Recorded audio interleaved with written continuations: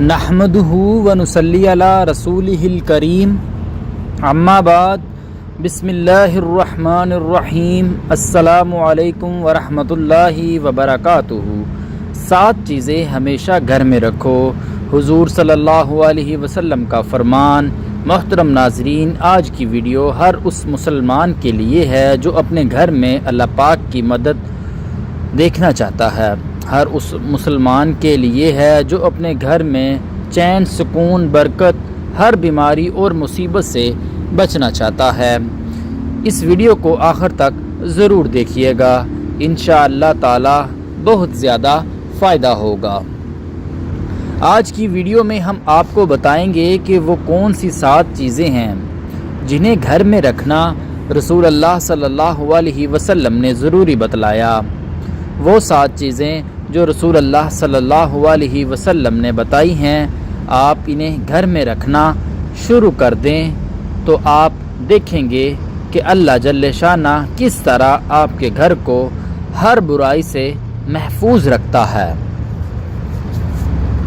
घर में बरकतों का नज़ूल शुरू हो जाता है, मायूसियाँ खुशियों में बदलना शुरू हो जाती हैं।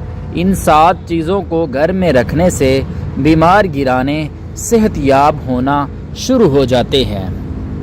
इन 7 चीज़ों को घर में रखने से तंदुरुस्ती, खुशहाली में बदलना शुरू हो जाती है। इन 7 चीज़ों को घरों में रखने से अटके हुए और फंसे हुए काम अल्लाह की गैबी मदद से पाया तकमील तक पहुँचते नज़र आएंगे। इन 7 चीज़ों को घरों में रखने से बच्चों और बच्चियों के मनपसंद घरानों में रिश्ते तय पाने शुरू हो जाएंगे। मोहतरम नाजरीन, वो कौन सी 7 चीज़ें हैं जिन्हें घर में रखना रसूल अल्लाह सल्लल्लाहु अलैहि वसल्लम ने ज़रूरी बतलाया है। वो 7 चीज़ें भी हम आपके साथ शेयर करेंगे, लेकिन इससे पहले हम आपको बताना चाहते हैं कि जो शख्स ये 7 कलमात याद कर ले तो वो अल्लाह ताला के यहाँ बाइज़्ज़त होता है। फरिश्ते इसकी तंजीम करते हैं। वो 7 कलमात कौन कौन से हैं? 7 कलमात बयान करने के बाद फिर आपके साथ वो 7 चीज़ें शेयर करेंगे जिन्हें घर में रखना रसूल अल्लाह सल्लल्लाहु अलैहि वसल्लम ने ज़रूरी बतलाया है। फ़ाका अबू लसास रहमतुल्लाह अलैहि फरमाते हैं कि जो शख्स 7 कलिमात याद कर ले तो वो अल्लाह ताला के यहाँ बाइज़्ज़त होता है। फरिश्ते इसकी तंजीम करते हैं, अल्लाह पाक इसके गुनाह बख्श देते हैं, ख़वाह समंदर की झाग की बराबर क्यों ना हो। ऐसा शख्स अताअत की लज्जत महसूस करता है। उसकी हयात और मौत दोनों उसके हक़ में बेहतरीन जाती हैं। अव्वल ये काम शुरू में बिस्मिल्लाह पढ़ना, दूसरा हर चीज़ के ख़त्म पर अल्हम्दुलिल्लाह कहना, तीसरा कि कोई लघु बात कर बैठो, कम हो या ज़्यादा हो तो उसके बाद अस्तग़फिरुल्लाह कहना, चौथा ये कि जब यूँ कहो कि कल फ़लाँ काम करूँगा तो साथ ही इंशाअल्लाह कहें। 5वां ये कोई नापसंदीदा बात देखें तो ला हौला वला कुव्वता इल्ला बिल्लाहिल अज़ीम पढ़ें। 6वां ये कि जब कोई मुसीबत पेश आए, जान की हो या माल की हो, थोड़ी हो या ज़्यादा हो, इन्ना लिल्लाहि व इन्ना इलैहि राजिऊन पढ़ें। 7वां ये कि दिन के औकात हों या रात के लम्हात, उसकी ज़बान पर ला इलाहा इल्लल्लाह जारी रहे। वो कौन सी 7 चीज़ें हैं जिन्हें घर में रखना रसूल अल्लाह सल्लल्लाहु अलैहि वसल्लम ने ज़रूरी बतलाया है? वो 7 चीज़ें ये हैं। नंबर 1, ज़मज़म का पानी। आपको जिस्मानी और रूहानी कोई बीमारी हो जाए, आप खड़े होकर किबला रूह की तरफ मुंह करके 1 गिलास ज़मज़म का पानी पी लीजिए। पानी पीते ही आप अल्लाह की कुदरत और आब ज़मज़म की बरकत से उसका असर अपने जिस्म पर دیکھیں گے۔ نمبر 2، قرآن شریف ایک ایسی کتاب ہے جس میں قیامت تک آنے والی ہر مصیبت کا علاج اللہ جل شانہ نے بتایا ہے، اور ہر بیماری کا علاج اللہ جل شانہ نے قرآن کریم میں بتایا ہے، اور بتایا ہے کہ جس گھر میں قرآن پڑھا جاتا ہے تو اللہ جل شانہ اس گھر کو ہر برائی سے بچائیں گے۔ نمبر 3، کلونجی کے بارے میں طب بنی میں آتا ہے۔ کلونجی میں لا علاج اور بڑی سے بڑی بیماری کا علاج پایا جاتا ہے سوائے موت کے۔ نمبر 4، کھجور۔ رسول اللہ صلی اللہ علیہ وسلم نے چوتھی چیز کھجور گھر میں رکھنا ضروری بتائی۔ کھجور کے بارے میں روایت آتی ہے جس گھر میں کھجور ہوتی ہے قیامت تک اس گھر میں فاقہ غریبی کبھی نہیں آتی۔ کھجور کے بارے میں آتا ہے کہ اگر کوئی شخص صبح و شام صرف 7 کھجوریں کھائے تو بتایا کہ اس کی موت تک نہ اسے کوئی روحانی بیماری ہوگی اور نہ اسے کوئی جسمانی بیماری ہوگی۔ نمبر 5، زیتون کا تیل۔ زیتون کے بارے میں اللہ جل شانہ نے قرآن پاک کی ایک آیت اتاری ہے، والتین والزیتون۔ جو آیت شروع ہوتی ہے وہ صرف زیتون کے بارے میں ہے۔ جو بھی شخص زیتون کا استعمال کھانے میں کرے گا یا کسی بیماری میں کرے گا تو ایسی 99 بیماریاں جن کا علاج ابھی تک دریافت نہیں ہو سکا، اس کا علاج بھی زیتون میں ہے۔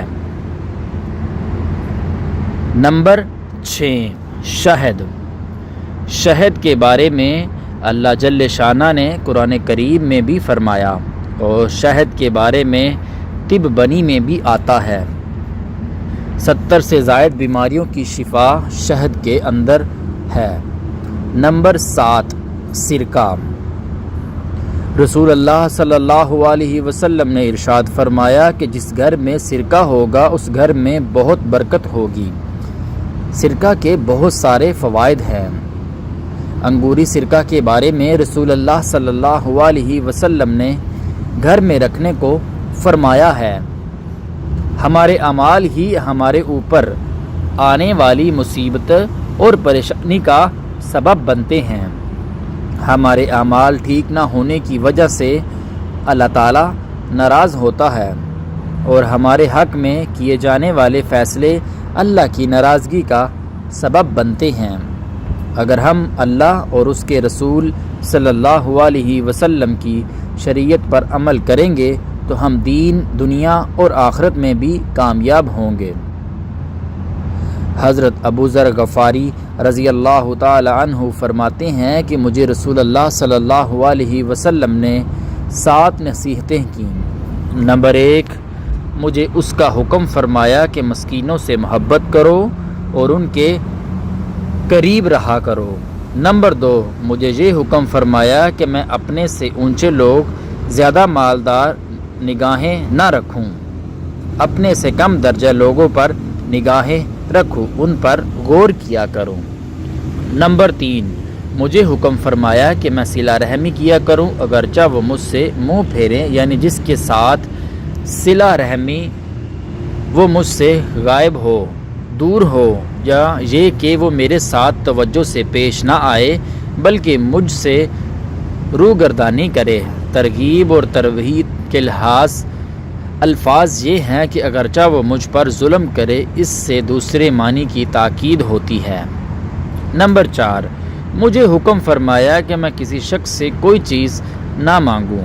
نمبر 5، مجھے حکم فرمایا کہ میں حق بات کہوں چاہے کسی کو کڑوی ہی لگے۔ نمبر 6، مجھے حکم فرمایا کہ میں اللہ تعالیٰ کے رضا کے مقابلے میں کسی ملامت کرنے والے کی ملامت کی پرواہ نہ کروں، یعنی جس چیز سے حق تعالیٰ ناراض ہو اس کو اختیار نہ کروں۔ اس کے کرنے پر احمق لوگ ملامت کرتے تو کیا کریں؟ مجھے حکم فرمایا کہ میں لا حول ولا قوت الا باللہ باکثرت پڑھا کروں، اس لیے کہ یہ کلمات ایسے خزانہ سے اتارے ہیں جو خاص عرش کے نیچے ہے۔